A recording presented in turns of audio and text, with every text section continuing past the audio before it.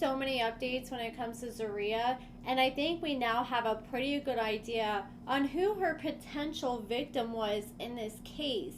So Zeruiah, for those of you guys who don't know, she was arrested on December 27th, and she was booked into jail just a few minutes after 8 a.m. when she was on vacation in Florida, and she was arrested at this house that they're staying at in Florida, and she's actually arrested at 6:25 in the morning. And when she was initially arrested for aggravated assault and battery, she had no bond, but she finally had a court hearing early Monday morning, and the judge ended up granting her a bond. He gave her a $2,000 bond for her battery charge and a $2,000 bond for her aggravated assault charge. And I thought, okay, she's going to post bond and be out probably the same day. But she's still currently in custody at the time that I'm filming this video. And what I thought was interesting, after her court hearing, somebody went and updated her charges in the system, and they added the word domestic at the end of both of her charges. From my experience, most of the time when I see domestic in a charge, it's usually a spouse or a family member, and that's how it's described in Florida law. It says domestic battery and aggravated assault charges can be against anyone in a family or household member, a relationship including spouses, current or former, relatives by blood or marriage, people living together as family in the past or present, or parents of a common child, with the key being the close relationship and the use of the V word or threat with a deadly weapon, leading to severe penalties and mandatory consequences like no contact orders. And that's exactly what happened in this case. The victim in this case, they were granted a no contact order. Zeruiah can't reach out or talk to the victim. Her next court date is not until January 26th, so she does not bond out. She's going to be sitting in Palm Beach jail until at least then. So I try to go back and look at some of their videos, and I was looking at who all was with them on this vacation. I did see Zeruiah's father was in one screenshot, and that looks like their son there, I'm pretty sure. And then you see Zeruiah's mother, and I don't remember seeing anybody else besides Troy's daughter and Troy's son. If you guys saw anybody else, please let me know in the comments below. But Troy is denying that he was the victim in this case. He said, I'm just sitting back laughing at all you stupid ass people to think that my wife tried to do something to me. Laughing emoji. See, listening to bullshit literally drove all you dumb mother effers down a one-way with nowhere to turn. There isn't even a storyline. Y'all make up anything to try and put two and two together, and you all look foolish. I'm not talking to nobody, and y'all can keep guessing what happened and make up what y'all want. I don't give a F. My wife or I will not be discussing a false information in legal matters because someone lied and there was no weapon. Mother effers is really haters in the world and will literally want to see you down. Just know my wife is okay and will be right back home to her husband and family. Zeruiah is official. That's all I'ma say, and I got her back no matter what. So y'all can keep y'all fake ass love and support. Y'all put y'all foot in y'all mouths, and I'm not entertaining dumb shit. We sturdy over here. He responded exactly how I expected him to, not really addressing like what happened, but just trying to downplay things and act like everyone else doesn't know what they're talking about. And then he said under this post, he said, stop listening to my mother's lies and y'all wouldn't think that. And a lot of people came to Karen's defense. They're like, look, Karen actually really wasn't talking crazy for once. She did say like karma is a bitch, but besides that, she was actually concerned for Troy and like the baby. She really didn't give a damn about Zeruiah, but she was concerned for Troy and was stressed out, you could tell, and was trying to get to the bottom of things. And she said that Troy wasn't picking up the phone for anyone. And other people were like, look, why would you have a fan base or followers to belittle them for something that y'all created? I'm just saying. And someone else said, I didn't assume anything. Don't be talking to me that way. And that's the thing I've noticed with Zeruiah and Troy. That's why they put a bad taste in my mouth when they first came on the scene on the show, because anytime they would get upset about something, they would take it out on all their followers and direct it towards everybody. And it's like, okay, don't be talking crazy to everybody. And most of the time, it'd be like a few people pointing out like their toxic behavior, Saria's toxic behavior. And instead of getting mad at the person who's creating the toxic behavior, he would just get mad at people for pointing it out or get mad at the viewers. And someone actually shared this throwback of Troy on his very first season where you can see this big gash in his arm. I remember pointing this out multiple times during this season when these episodes came out, and he did eventually address this, but again, he was downplaying it. I can't remember what stupid excuse he said, but I never bought it. He tried to say something like he fell or something, but I don't know. That looks like somebody was just hacking away at your arm. And then someone else told him that he needs to get his ass off TV and social media, and someone else said, I had to quit following him because he's aggressive as F. I get why he's upset this time, but dude has some anger issues and needs therapy. And he needs to be mad at Zeruiah, who created this mess. Don't get mad at everybody else. And someone else said he needs to chill for real, especially if he wants to keep somewhat of a following. Shaking my head. Other people said blink twice if you need help, Troy. Multiple people said that. Someone said he always seems unbothered, but he steady runs his mouth. And then he had a lot of other comments supporting him as well. And this here shows that Zeruiah is still currently in custody. And these charges that she's facing are felony charges. She does have a public defender who is defending her, and she right here it shows like all the court filings with her court case. It shows here that there was a no contact order put in place. Her next two court hearings, she has one on January 26th and she has one in February. I was like, damn, is the judge going to make her come to Florida for both of these court hearings? She's going to have to go back and forth.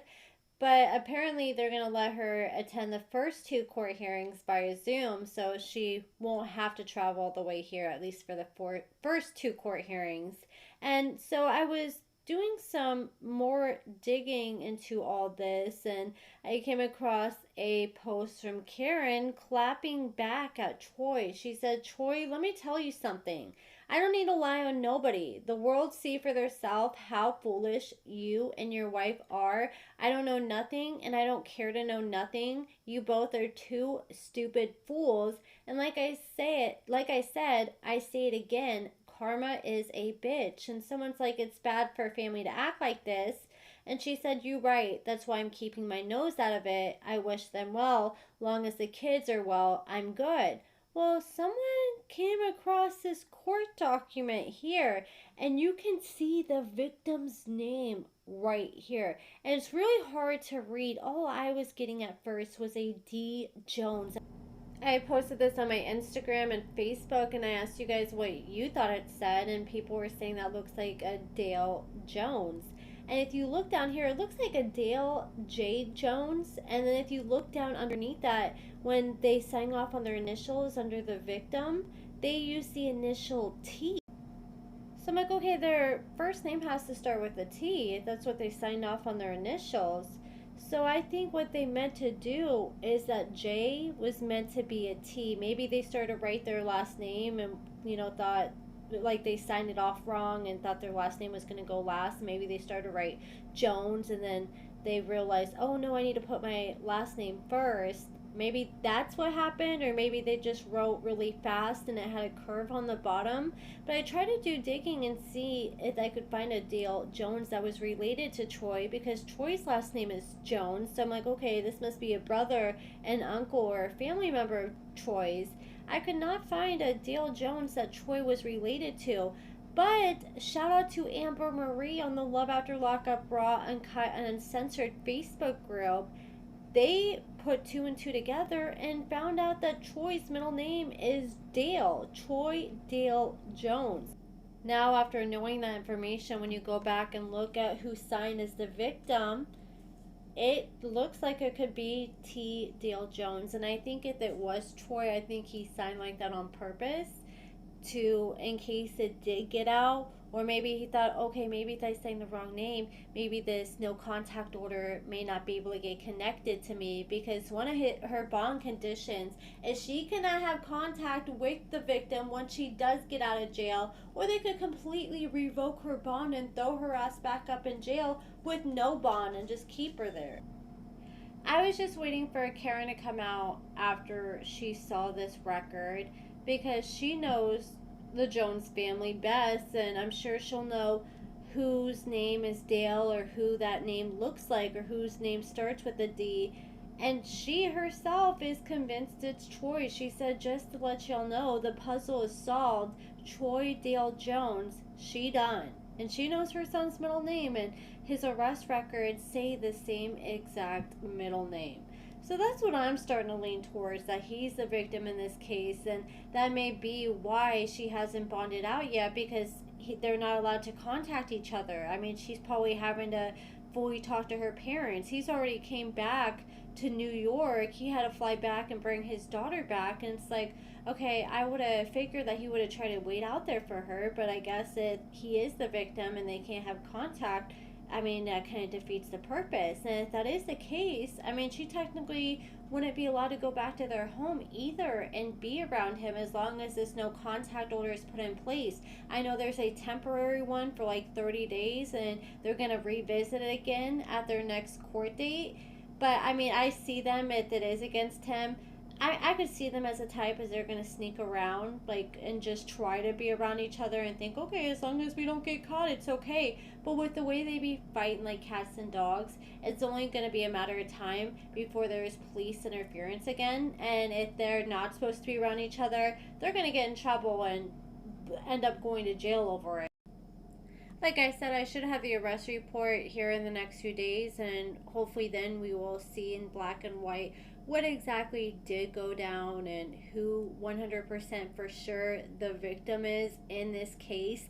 Karen did come out and do a live, and she said that she would be willing to let Troy move in with her if he wanted to leave Zeruiah, but she said that Zeruiah would not be allowed to come around at all if he decided to give Zeruiah another chance. But Troy has already came out and said that he is standing by his wife. I think he kind of just sees like, oh, she stood by me for 5 years while I was in prison. I got to stand by her now. And also with them having a young child, I'm sure he's scared about raising that child by himself. But if it is her, or if he is the victim in this case, this child does not need to grow up seeing that at all. I mean, they need to get away from each other now before it gets any worse, or we're going to see them on an episode and Snapped here in 5-10 years. And somebody did come in my comments named Latoria, and she said it's not Troy though. We found the victim and it's not Troy, but the victim is not hard to find. It should only take about 5 minutes. I try to do everything I can. I've tried to go down every rabbit hole I can. I looked into Troy's background, his family members' backgrounds, looking at his family members' names, and I could not find anybody with a name as close as that. I did come across like a Dion Jones on his Facebook, but I don't think that's what that name was saying there. And you guys just let me know what you think. Other people were in the comments saying like, look, I think he just wrote and put a wrong letter, and other people are convinced that it's Troy. I'm kind of convinced, like I can't say 100% for sure, but from what I've seen so far, I'm kind of leaning towards that. And this person, I did tell them I try to go down every rabbit hole and figure it out myself, and I couldn't figure it out. And they haven't shared who it is. I don't know if they plan on doing so. They said some blogger knew about it and they were going to talk about it soon. So I guess we'll just have to stay tuned. But like I said, hopefully I have the arrest report soon and we'll find out all the details then. Okay, y'all. So I had done save this video. I was fixing to upload it, but then I got a little update. I had to come back on here and edit into the video. So I said several times in this video that Zeruiah had been yet to be released from jail. But I woke up this morning, it's Tuesday morning, and she was released last night about 2:33 in the morning. She did end up bonding out, so I'm sure she's headed back to New York at this time. But that's pretty much it, guys. Let me know what you guys think about all this in the comments below, and thank you guys so much for watching.